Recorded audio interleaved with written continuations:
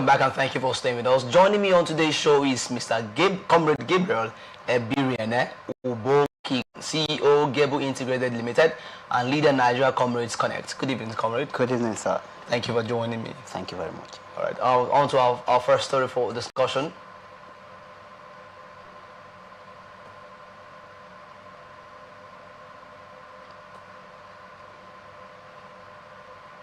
Akpotu Duagan, Senator representing Kogi Central, Natasha Akpotu Duagan, and the Senator representing Imo North, Senator Patrick Ndubeze, clashed during the joint sitting of the Senate and the House of Representatives for the Mines and Steel Development Budget Defense session. Newsmen earlier reported that Akpotu Duagan and the Minister of Steel Development, Shuaib Audu, engaged in a heated argument over the revival and the funding needs of the Ajaokuta Steel Company. The senator questioned the government's real intention in reviving the steel company, which has been in a comatose state for years, and sought information on the 2019 bilateral agreement between Nigeria and Russia, under which $1.45 billion was reportedly pledged for the steel plant. As she was about to interrogate the minister further, Ndubeze, who presided over the session, adjourned the meeting. Akpotu Duagan responded, "It's very important. No, Honorable Minister, please, I'd like to say this. No, please, do not hit the gavel. I still have something to say, and I think you should respect me enough. Please don't do that, Mr. Chairman." The senator criticized the committee for holding meetings and engaging with the media, which she said had produced minimal impact in reviving the plan. She added that during Audu's 3 years as minister, the committee has reportedly debated the best model for advancing the Ajaokuta Steel Company. Ndubeze, however, hit the gavel on the table, signaling that the session had come to an end. Akpotu Duagan, however, was displeased with the decision to end the session. Akpotu Duagan also referenced the 2019 bilateral agreement between Nigeria and Russia, under which $1.45 billion was reportedly pledged for the steel plant. She cautioned the minister against misleading Nigerians by misrepresenting the agreement. I would have to go further, but let me get your thoughts on this. It was a heated argument on the House of the Senate yesterday. Let me get your thoughts on this. Okay, for me, I feel like you are a committee chairman and you have committee members. Yeah, you don't work alone. That's why the committee comprises members of the House. Okay. And if for any reason whatsoever you are not okay with the particular senator or maybe other representative in question, but I feel this Senator Natasha said she has something to impute, irrespective of the fact that she might have imputed several times. But she says she has a salient point she wants to make. It is almost on you as the committee chairman to respect your colleague. Okay. But I feel like it is respectful for you to hit the gavel when she has something to say. And like you said, don't disrespect me in front of the minister. This is the House Committee. You are trying to scrutinize the budget presented by the minister, and then she has something important to say, and you are hitting the gavel. If I was being in her shoes, I would also leave the place, because I feel like this is my committee. Despite the fact that you're a committee chairman, and I have an input to put. Okay. You don't disrespect me. So, but I feel like Natasha, as you know, she's always blowing it out of proportion. Yeah. Those supposed to angry had left that meeting, that session that day. But for me, I feel like there should be more synergy. People should work in synergy. If you are the committee chairman of a particular committee, you have members, respect them, and then you know that your decision is not solely yours. Though you are the chairman of the committee, but the decision is not solely yours. So allow your committee member to impute, and especially the fact that there are external bodies, this is the Ministry of Steel there. So I feel like supposed to give her the opinion, you give her the chance to express herself accordingly. And I know that Natasha is a very intelligent senator. She must have a very important fact she wants to state as regards the budget scrutiny. Okay, the argument was about the revival and funding needs of the Ajaokuta Steel Company. Now, Ajaokuta Steel Company is a state-owned steel mill in Nigeria, located in Ajaokuta, Kogi State. It was envisioned in 1979 as an integrated steel plant that could make Nigeria self-sufficient in steel production, support industrialization, and create hundreds of jobs, thousands of jobs. Now, it's been moribund for a while. It's not been functioning, and this budget is geared towards reviving it. Do you think her argument was over she was referencing the 2019 bilateral agreement between Nigeria and Russia? So I think that what her argument was about misinformation from this committee chairman to the public. So do you think it was open enough for criticism, or it was something that was done and then presented to the House? Okay, this is our final decision. We know Natasha has been a very, very careful senator. I'm not trying to praise her here, but from antecedents, from our issue with Akpabio and all of that, you know that she's been a very careful senator. And this particular matter is one of, she's from her state. She's from Kogi State. Okay. And the particular matter is a matter of concern to her. And she's trying to see that people are trying to sweep something under the carpet. I'm not interested in it. Let's do the right thing. You know, Nigerians and politicians, they know how to, they want to boycott one stage. Maybe they have a lacuna there that is open. They want to fill it, so just try to boycott. But she's saying that let's do the right thing. Let's not sweep this particular case under the carpet. Like you mentioned, that there has been a bilateral agreement between Russia and Nigeria regards that particular steel industry. And she's trying to say, there's something people are trying to hide from. Let's open it up to the public. Okay. Why the Senate? There was a time when recently, that was last month or last 2 months, when she had this issue with some Akpabio, and then afterwards there was an outcry that there is some level of marginalization towards the women. Now, and the Senate came out and said no, that holds no water. Do you think this such incident would give water would give foundation to that argument? Yeah, I saw that when that thing happened that day, I saw it on social media. People were like, is it Senator Natasha that cries too much? Is it that they are intentionally maltreating her? So I feel like it's something that is a coin that has two faces. Okay. If you look well, you see that she's actually making a point. Yeah. If you look, she's actually making a point. But another is, you're not the only female senator in that house. Why is it that it's always you? Like for instance, the former deputy governor of River State, Senator Epalebo Haribani, which is senator in the chairman of the Committee on Health, and you will never hear in a case that Senator Epalebo will be crying that they are maltreating them, and it's always Senator Natasha. Why do you think that? So I feel like in some cases, something you're supposed to ordinarily lobby, politic to get, you want to shout.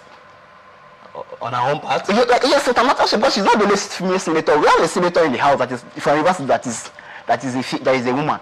Okay. So why is it that every day you're the only one crying, that they're marginalizing you, they're maltreating you, they are doing this one? But me, at some point, so I feel like she's always trying to make points. For instance, she says she has a point to make. As a committee member of that committee, despite that you are the chairman, you give her an opportunity to speak. She's your colleague. Aside from even the chairman of that committee, she's your colleague first in the house. So just like saying when we were in the Senate, then we were in the University of Calabar, I served as senior government senator in my school. So I was chairman of the committee on welfare. If I am having a committee meeting, probably we want to, like in this case, we want to scrutinize the executive or the director of welfare as it then was in school. And I have committees. First, they are my colleagues. Despite the fact that I'm the chairman of that committee. Now, Natasha could be chairman of another committee, that you will be a member, you be another member. If you have something to say and she say she is the gavel in the committee session and say you should not speak, how would you feel? So I feel like even though she cries too much, I feel like she's not all out of place. Okay. Yes. All right. Thank you, comrade, for your opinion on that story. Thank you, sir. Move on to the next story. Former Kaduna State Governor Malam Nasser El-Rufai on Wednesday alleged that he could be arrested by the federal government, claiming that recent developments indicate he may be the next target. El-Rufai made the allegation during an interview with newsmen, expressing concerns over what he described as growing political intimidation against opposition figures. The former governor, who recently defected from the ruling All Progressives Congress to the African Democratic Congress, said some of his close associates had already been detained. 4 people we worked together in Kaduna have been arrested, so it's only a matter of time before they come for me too, he said. Although he stated that he had not yet been arrested, El-Rufai suggested that the arrest of his associates signaled possible action against him. He further alleged that political pressure was being mounted on politicians to either defect to the APC or remain within the ruling party. According to him, the current political climate was forcing individuals to make decisions not out of conviction but survival. El-Rufai, who's governed Kaduna State for 8 years under the APC platform, has in recent times intensified his criticism of President Bola Tinubu's administration and the party's leadership. His comments come amid the arrest and ongoing trial of the former Attorney General of the Federation and Minister of Justice Abubakar Malami. The Economic and Financial Crimes Commission has accused Malami of offences including abuse of office and money laundering. The Department of State Service later rearrested him over fresh allegations related to terrorism financing. Malami, who also defected to the ADC and is eyeing a governorship seat in Kebbi State in 2027, had denied all allegations, describing the charges as a political witch hunt witch hunt, beg your pardon, linked to his defection and opposition stance. The federal government and the APC had yet to officially respond to El-Rufai's claims at the time of filing this report. We've actually heard El-Rufai cry out in recent times, and some persons are saying that his outcry is. Let me get your thoughts before Okay. As regards this particular case, Nasser El-Rufai is a public is a renowned political figure in the country, yeah. And for me, there is something I like a particular definition by Erod Lasso. He said politics is defined as who owns what, who gets what, when, and how. So for me, because if you don't have a cockroach in your cupboard, you'll not be scared that they'll come for you. That's the most important thing. So I feel like, why are you scared that they will come for you? If you say, if my hands are clean, why would Peter Obi always say that his hands are clean? Have you ever heard that they are going for Peter Obi before? No. If your hands are clean, why would they come for you? I feel like you have a cockroach in your cupboard, then you are scared. Sorry to cut you short. He problem. said the closer streets he worked with in Kaduna, most of them, 4 of them have been arrested. And then there is Malami currently facing charges by the FCC. Yeah. So don't you think that is a enough reason to put fear on his own personality? When almost of your friends are criminals, why no? Everything is always we can't establish that fact that we refer to them as criminal. No, let's not refer to them as criminal. My argument is, why is he crying out? He has. El-Rufai is a well-known figure. Yes. All of a sudden, we have seen him taking the opposite of what we know him for. So, as a political analyst and as a comrade, well, let me put yourself in the place of El-Rufai. Okay. What would be how would you react in an environment where it seems almost everybody in the opposition party are defecting with speed to the next party? Yeah. Like I said, I like a particular definition by Erod Lasso. That politics is defined as who gets what, when, and how. If Tinubu is playing the politics of who gets what, when, and how. If Tinubu sees that you are an asset, and then he meets you, and the only way to get you is to hold you by your blockers. So it's still part of who gets what, when, and how. So Tinubu is trying to get a particular thing in a particular way, and you are crying. You are making it difficult for Tinubu to get you, and then you want to run. So who gets what, when, and how? If the federal government led by Mr. President want to get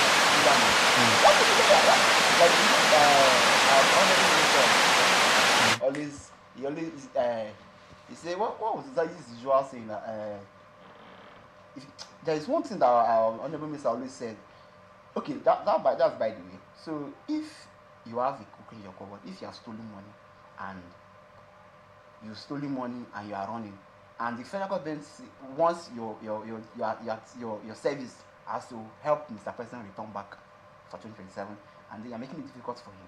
I feel like if I'm as a politician I am, I will look for a way to get to. But comrade, there's not been any established accusation towards El-Rufai. He's scared that the level of defection is alarming, and he's scared that most of his close associates are either arrested or are facing intimidation. So it's the ego in our EFCC. So why haven't the EFCC come for you? Why haven't they come for Peter Obi? If you don't have the cockroach in your cupboard, yes, will not come for you. So if you are scared that they will come for you, it means they have something fishy that you are scared about. Because EFCC must rely on something to hold you. They must threaten your antecedents. If they see that you've misappropriated a particular fund or you're stealing a fund, they will come for you. But if you don't have any of those cases, why would the EFCC come for you? Comrade, okay, so sorry to refer to him. He may so rest in peace.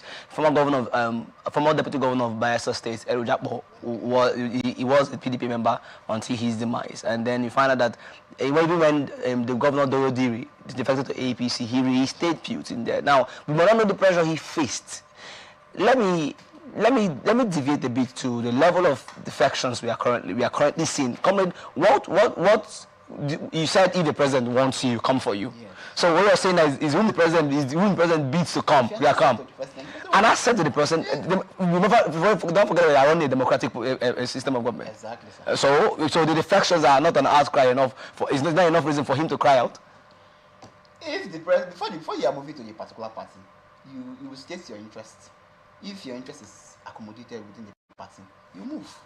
Okay. But if your interest is not accommodated within the party, or probably your interest is too much to be accommodated within the party, and maybe the party finds it difficult to welcome you, you will not move. Like our governor just moved. he has seen that his interest is accommodated within the APC. He has moved to the APC. So if your interest is not, if you could remember, Governor of Bayelsa, that was the point when he was actively against the ruling party, the APC, or the opposite Congress. Okay. But before we could turn our eyes, the man is already in the APC. So in that kind of case, you say the president wanted him. First, the president wants you because you're a governor already. You're a governor. The president wants to use you for his election by your state. Yeah. And then secondly, for you to know, if you are doing for the, I want to borrow the words of our honorable minister, Iyendeba. So if you are saying, if the president wants your vote or your support for the state, you tell the president this is what he wants. You want to go to the Senate, you want to become a minister in second term, you want to be a chairman of a particular board, you present your case. So if for Erufai to have defended to our ADC, simply means his interest is carried in ADC. Okay. And if the president senses that you be a threat to him in that ADC, who guess what? When and how? So, comrade, you don't believe or you don't support the motion that there is some level of political intimidation ongoing. Who guess what? When and how? And who guess what? When and how? If I'm the president, I will do the same too. To get what I want. Okay. So when you get all the opposition into your umbrella, under your umbrella, then how do we, the electorate, get to justify that we are actually operating a multi-party system, one, and a democratic system at the same time? Not unlike it's a flock of like-minded persons who are under one umbrella. Already, Nigeria cannot be a one-party system, no matter what, no matter how powerful the APC is. We are almost on the brink of it. It's not possible. There must be opposition, but it's the strength of the opposition that determines if the All Progressive Congress will still win a second term or not. Now, for what I'm seeing, the All Progressive Congress is becoming so strong every day. There's what we call metastasis in health, in medical terms here. Like they are proliferating every day. And from the look of things, there's opposition. Yes, there are several oppositions. Now, the ADC is the major opposition for now because the PDP is already dead. Undergo resuscitation. Undergo resuscitation. There cannot be resuscitation because as long as the state minister is involved in this particular PDP case, no resuscitation for them. I trust him for that. Okay, so now there is no way Nigeria will be a one-party country. We must operate multi-party systems here. And then, for me, if the president sees he needs Erufai, and the only way, if you cannot win them, you keep them loyal them and get them what you want. Now, for me, I see what the president is doing is, if I cannot get you, you will not be useful. By the time you are running from one country to another, you will not be useful. You cannot sit down to calculate your politics. Comrade, I think we're out of time. At this point, I would love to thank Comrade Gabriel Ebiri and Ubo Kikwan, CEO, Gabu Integrated Limited, and leader Nigeria Comrades Connect. Thank you for coming on the show, and we look forward to having you when there will be ample time for you. Definitely.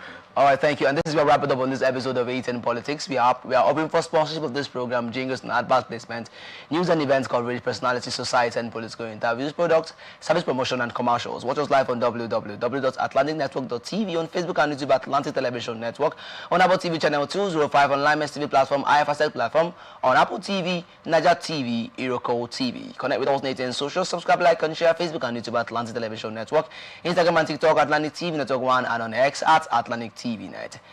And don't forget, peace and unity are the pathways to progress. Thank you for watching. I am Favor Chikwesir Michael.